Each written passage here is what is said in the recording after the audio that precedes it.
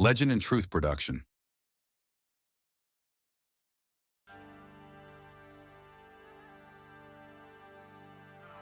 Alexander the Great.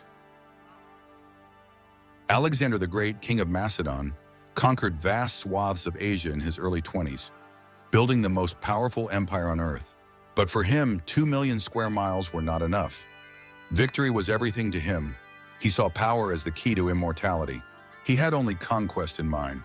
And even when she reached India, she pushed her army to its limits. Faced with the rested Indian armies across the rivers and the exhaustion of himself and his men, Alexander finally hit a wall.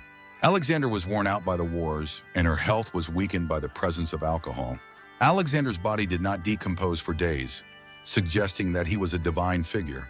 However, the mystery of his death has been interpreted differently in the light of modern science.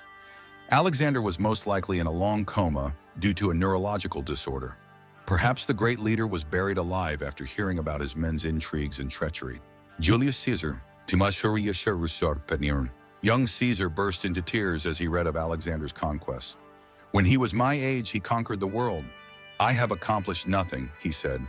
He brought the Republic of Rome to its knees and declared himself dictator.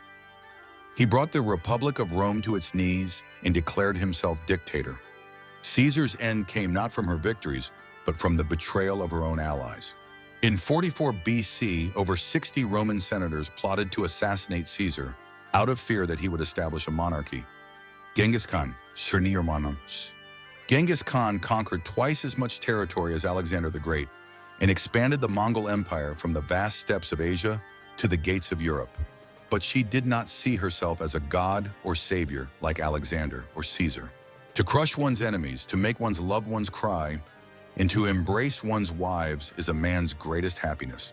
Genghis Khan died in the midst of a great wave of conquest. The cause of his death remains unclear.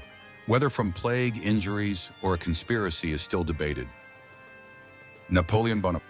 Napoleon practiced the art of war like a painter. "I love power," Napoleon said, "but I love it as an artist." His attention to detail and his memory brought him great success as he redrew the map of Europe. But like other conquerors, Napoleon fell victim to his ambition. He was decisively defeated at the Battle of Waterloo in 1815, and the British exiled him. The emperor who once ruled Europe spent the last years of his life on a lonely island in the middle of the Atlantic. Even in captivity, Napoleon still wanted to feel like a monarch. But even in his final days, loneliness silently consumed him.